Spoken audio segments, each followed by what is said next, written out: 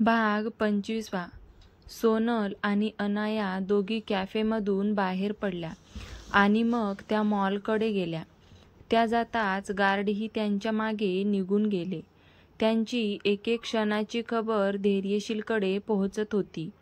धैर्यशीलही त्या गार्डना सूचना देत होता. वेळ 7:30ची.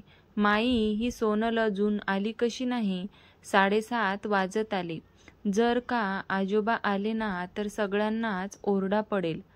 धैर्यशील माईंकडे पाहत म्हणाला. काय करू मी तरी? रत्ना, तुला सांगितलं होतं ना तिला कॉल करून लवकर बोलव. का तुझी इच्छा अशी आहे का की दादासाहेबांकडून मला ओरडा पडावा? तसे असेल तर स्पष्ट सांग ना, नाहीतरी तुझ्या मनात तसे काही असेल याची खात्री आहे मला. आता लग्न झालं सोनलचं, इतक्या उशिरापर्यंत बाहेर असणे चुकीचं आहे. आपली जबाबदारी आहे. माई रत्नाकडे रोखून पाहत म्हणाल्या. नाही माई, असं काही माझ्या मनात नाहीये. मी केला होता कॉल तिला, ती येते म्हणाली म्हणून मी पुन्हा कॉल केला नाही. रत्ना, वा रत्ना, एकदा कॉल करून येणाऱ्यातली आहे का ती? कधी केला होता कॉल जरा सांगशील का?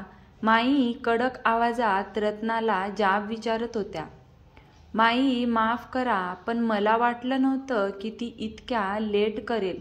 मी पुन्हा कॉल करते तिला. रत्नाने लगेच सोनलला कॉल लावला तर तिचा मोबाईल स्विच ऑफ येत होता. काय झालं, उचलला का कॉल? यावेळी देवराज यांनी थोडं चिडून विचारलं. नाही, ते तिचा मोबाईल स्विच ऑफ येत आहे. रत्ना त्रासिक चेहरा करून म्हणाली. अरे देवा, ही मुलगी ना डोक्याला ताप देते. जाताना बजावून सांगितलं होतं ना, आल्यावरच बघते हिला. दादासाहेब कधीही येतील, त्याआधी सोनलने यायला हवं. आज माई टेन्शनमध्ये दिसत होत्या. कारणही तसंच होतं. आज त्यांचे दादासाहेब येणार होते. माई माई, शंतनू मोठ्याने आवाज देत आला. काय झालं, तू एवढा मोठ्याने का ओरडत आलास? धैर्यशीलने विचारलं. दादा, अरे आजोबा आले आहेत, शंतनू म्हणाला. तसे सगळे नीट माईंनी खांद्यावरचा पदर नीट केला. शिवांगी, रत्ना, आत्या यांनीही पदर नीट केला. श्रद्धाने सलवार सूट घातला होता तर तिनेही नीट ओढणी घेतली. त्यांचा दरारा असा होता की सगळेच त्यांना घाबरत होते. दमयंती वाड्याच्या आत येताच एक आवाज त्या वाड्यात घुमला. त्यांनी दिलेल्या आवाजाने माई पटकन उठून उभ्या राहिल्या आणि त्या आवाजाच्या दिशेने गेल्या. दादासाहेब त्यांच्या परिवारासोबत आले होते. दादासाहेब कसे आहात? माई त्यांच्या पाया पडत म्हणाल्या. आम्ही ठीक आहोत दमयंती, तुम्ही कशा आहात? दादासाहेब कसे आहात? माई त्यांच्या पाया पडत म्हणाल्या. आम्ही ठीक आहोत दमयंती, तुम्ही कशा आहात? दादासाहेब म्हणाले. आम्ही ठीक आहोत. दादासाहेब यात, आपण बसून बोलू, माईंनी म्हणाल्या. हो चल. त्यांनी एक नजर पूर्ण हॉलभर फिरवली. ते येऊन सोफ्यावर बसले. पुरुषोत्तम मोहिते, मोहिते घराण्याचे हेड, स्वभावाने थोडे कडक आहेत. वय 75 वर्ष. त्यांचं भारदस्त व्यक्तिमत्व दरारा या वयातही दिसून येत होता. डोक्यावर पांढरे केस थोडे चमकत होते. त्यांचा तो खानदानी ओरा दिसून येत होता. काठी टेकवत टेकवत चालत येत होते. दमयंती, सगळे आहेत ना घरी? त्यांची ती चील सारखी नजर पूर्ण हॉलमध्ये फिरली. त्यांच्या या वाक्याने सगळेच गपगार झाले होते. काय उत्तर देणार होते ते? देवराज तर चिडले होते सोनलवर. आज तिच्यामुळे बोलणी खावी लागणार होती. दमयंती, आम्ही काही विचारलं आहे. इथे सगळेजण उपस्थित आहेत ना? दादासाहेब यांनी विचारले. सॉरी, मला यायला उशीर झाला. सोनल पटकन पळतच आत आली आणि तिला असं येताना पाहून सगळ्यांनीच मनातल्या मनात डोक्याला हात मारला. काय करायचं या पोरीचं असेच हावभाव होते सगळ्यांच्या चेहऱ्यावर. ही स्वतःही ओरडा खाणार आणि सगळ्यांनाही ओरडा खाऊ घालणार आहे. शिवा आणि धैर्यशील बारीक चेहरा करून एकमेकांकडे पाहत होते. सोनल, तुझं लग्न झालं आहे. तुला कळायला हवं की किती वाजता घरी यावं. माईंनी कडक शब्दात सोनलची कानउघडणी केली होती. सॉरी माई, ते मैत्रिणीशी बोलताना वेळ कसा गेला समजलंच नाही. सोनल मान खाली घालून बोलत होती. वेळेचं भान ठेवत जा, हे मी तुला प्रत्येक वेळेस सांगितलं आहे सोनल. तुला समजत नाही ना? जाऊन फ्रेश होऊ नये, माई म्हणाल्या. शिवांगी किचनमध्ये गेली. सगळ्यांना पाणी दिले. सगळ्यांना पाहत ती हसली. याला म्हणतात संस्कार. आलेल्या पाहुण्यांना पहिले पाणी देणे. दमयंती हुशार आणि संस्कारी आहे नाचून. आल्या आल्या पायाही पडली. सांगायची गरजही नाही. दादासाहेब खुश झाले होते शिवांगीवर. माई ही हसत पाहत होत्या शिवांगीकडे. दादासाहेब, आमची नाचून आहेच हुशार, माई हसत म्हणाल्या. हो दमयंती, सोनलचे वागणे आम्हाला नाही पटले. माहीत होतं ना की तिला आम्ही येणार आहोत ते. तरीही इतका उशीर. इतक्या काय गप्पा करत होती की वेळेचं भान नाही राहिलं तिला. दादासाहेब थोडे कठोर आवाजात म्हणाले. माफ करा दादासाहेब, पुन्हा असं होणार नाही.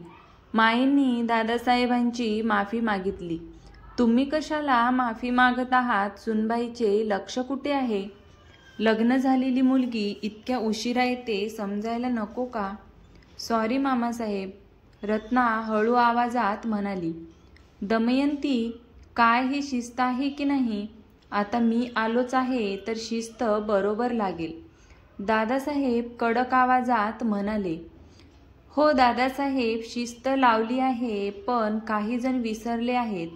त्यांना आठवण करून द्यावी लागेल. माईंनी सोनल आणि रत्नाकडे एक रागीट कटाक्ष टाकत म्हणाल्या. तू नको काळजी करूस, ही जबाबदारी माझी आहे. काही दिवस तुझ्याकडे पाहुणचारासाठी आलो आहे. लग्नात यायला जमलं नाही, तब्येत बरी नव्हती. आता बरं वाटत आहे तर जरा जाऊ बहिणीकडे राहायला. काही हरकत नाही ना दमयंती? दादासाहेब माईंना म्हणाले. अहो दादासाहेब, परवानगी काय घेता? हे तुमचंच घर आहे, माई म्हणाल्या. रत्नाचा आणि सोनलचा चेहरा पाहण्यासारखा झाला होता. दादासाहेब इथे राहणार म्हणून. शिवा, तू ये समोर, दादासाहेब म्हणाले. शिवा बारीक चेहरा करून माईकडे पाहत होता. माईही त्याच्याकडे पाहत होत्या. येतोस ना समोर? दादासाहेब म्हणाले. हो, आलो समोर. शिवा भीत त्यांच्या समोर येऊन उभा राहिला.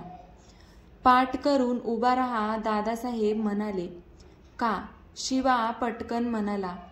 का, तुला समजलेच असेल. पाठ करून उभा राहा, दादासाहेब पुन्हा म्हणाले. आजोबा, फक्त इज्जतीचा फालुदा नका करू. शिवा मनातच बोलत होता की अचानक ओरडला. आजोबा! शिवा मागे वळला आणि त्याने त्याचे दोन्ही हात त्यांच्या मागे ठेवले. तुला अजून 2 फटके दिले असते. तुला अजून 1-2 फटके दिले पाहिजे. ही काठी आहे माझ्या हातात, त्यासाठीच तर आहे. किती दिवस झाले घरी नाही आलास. घर आहे हे विसरलास का? दादासाहेब कडक आवाजात म्हणाले. माई, तू सांग ना यांना, शिवा बिचारा चेहरा करून पाहत म्हणाला. दादासाहेब, अहो, आम्हीच त्याला थांबवलं होतं. काही दिवस महत्वाचे काम होते ना, त्याला ओरडू नका. माई दादासाहेबांना पाहत म्हणाल्या. तुझ्याकडे असतो म्हणून मला काही काळजी नाही, नाहीतर उनाडक्या करत बसला असताना तर. दादासाहेब शिवाकडे पाहत म्हणाले. दादासाहेब, अहो, तो तुमचा नातू आहे. तो असा कसा उनाडक्या करेल? तुम्हालाही माहीतच आहे ना. धैर्यशील शिवा किती कडक वातावरणात वाढलेले आहेत. आजपर्यंत त्यांनी एकही वाईट काम केलेलं नाही आणि करणार सुद्धा नाहीत. माई, शिवानी धैर्यशीलकडे पाहत म्हणाल्या. माई मी पण ग, शंतनू म्हणाला. अरे हो, तू तर राहिलासच की, माई हसत म्हणाल्या. छोटे नवाब, कशी झाली परदेशवारी? दादासाहेब शंतनूला म्हणाले. छान झाली, पण शेवटी आपला भारत देशच भारी. इथले सुख कुठेच नाही. आपण आपल्या मातीतच चांगले आहोत, शंतनू म्हणाला. हे खरंच आहे. शेवटी आपल्या भारतभूमीची ओढ असतेच. जगाच्या पाठीवर कुठेही जा, पण काही दिवसातच आपल्याला आपल्या घरची आठवण येतेच, दादासाहेब म्हणाले. सोनल ही आवरून खाली आली होती. रत्ना यांच्या बाजूला जाऊन बसली. आता इतर इकड तिकडच्या गप्पा चालू होत्या. महिला मंडळ सगळे किचनकडे गेल्या होत्या. माई खूप खुश होत्या. असणारच ना, शेवटी त्यांचे दादासाहेब आले होते. त्यांच्या चेहऱ्यावरून दिसत होते. देवराज आणि विनय बोलत बसले होते. विनय मोहिते, दादासाहेब यांचा मुलगा आणि शिवाचे वडील. देवराज, अरे तू सोनलला सांगितलं नाही का आम्ही येणार आहोत ते? तुला माहिती नाही बाबा किती कडक आहेत ते, विनय म्हणाला. विनय, तुला काय वाटतं, मी किंवा माईंनी सांगितलं नसेल, पण कधी ऐकले आहे का तिने जे आत्ता ऐकेल? देवराज दीर्घश्वास सोडत म्हणाले. समजू शकतो. जाऊ दे, सोडतो विषय. संजय दादा बरा आहे ना? विनय, बरा आहेस असंच म्हणायचं. जास्त बोलत नाही रे दादा. कधी पहिल्यासारखा होईल काय माहीत, देवराज हताश होत म्हणाले. देवराज आणि विनय दोघेही गार्डन एरियात आले होते. दोघांनी एकदाच एका रूमच्या दिशेने पाहिले. वाड्याच्या उजव्या बाजूला खूप गार्डन एरिया होता, जो कितीतरी एरियामध्ये पसरला होता. त्याच बाजूला त्या रूमची बाल्कनी होती. बाल्कनीमध्ये एक व्यक्ती उभी होती, जी आकाशात चांदण्यांना पाहत होती. त्या व्यक्तीच्या चेहऱ्यावर कसलेच भाव नव्हते. शून्य नजरेने पाहत होती. विनय, नक्की बरा होईल ना रे दादा? त्याला पुन्हा पहिल्यासारखं पाहायचं आहे. देवराज रूमच्या बाल्कनीत उभ्या असलेल्या त्यांच्या दादाकडे पाहत म्हणाला. ती व्यक्ती म्हणजे संजय सरनोबत होती. सगळं ठीक होईल दादा, लवकरच बरा होईल बघ. त्या घटनेतून लवकर तो बाहेर पडेल. त्या घटनेला इतकी वर्ष झाली आहेत, तरी त्याचे पडसाद आजही उमटले आहेत. शेवटी त्यांचा वहिनीवर जीव होता, आहे आणि कायम असणार. विनय समोर पाहत म्हणाले. त्यांच्या या परिस्थितीला कोण जबाबदार आहे? विनय म्हणाला. तुला तर माहीतच आहे, रत्नाला मी कधीच माफ केलं नव्हतं. फक्त समाज आणि परिवारासमोर चांगलं वागतोय. नाहीतर तिने जो गुन्हा केला आहे ना, त्याची शिक्षा तिला मिळायलाच हवी. ती मी गेली 20 वर्ष देत आहे तिला. श्रद्धा आज आईच्या प्रेमापासून पोरकी झाली, ती तिच्याचमुळे. देवराज यांनी घट्ट डोळे मिटले. आजही तो प्रसंग त्यांच्या डोळ्यासमोर येतो, जेव्हा रेखा वहिनी पायऱ्यावरून घसरून खाली पडल्या. देवराज, आता तो विषय नको ना. खूप जास्त त्रास होतो रे.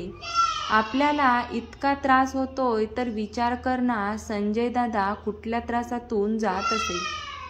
त्यांच्या त्रासाची कल्पनाही आपण करू शकत नाही. विनय देवराज यांच्याकडे पाहत म्हणाला. दोघेही शांत बाकावर बसले होते. गार वारा अंगावर झोंबत होता, तरीही ते दोघंही बसले होते. देवराज जरी चेहऱ्यावरून नॉर्मल ठेवत होते, पण आतून ते पूर्णपणे तुटलेले होते. तर कसा वाटला तुम्हाला आजच्या या कथेचा भाग? आवडला असेल तर व्हिडिओला एक लाईक करा आणि प्लीज आपल्या चॅनलला सबस्क्राईब नक्कीच करा. तुम्ही व्हिडिओ पाहता पण सबस्क्राईब नाही करत, तर प्लीज व्हिडिओला सबस्क्राईब नक्की करा. आणि कथा शेवटपर्यंत नक्की पहा. धन्यवाद.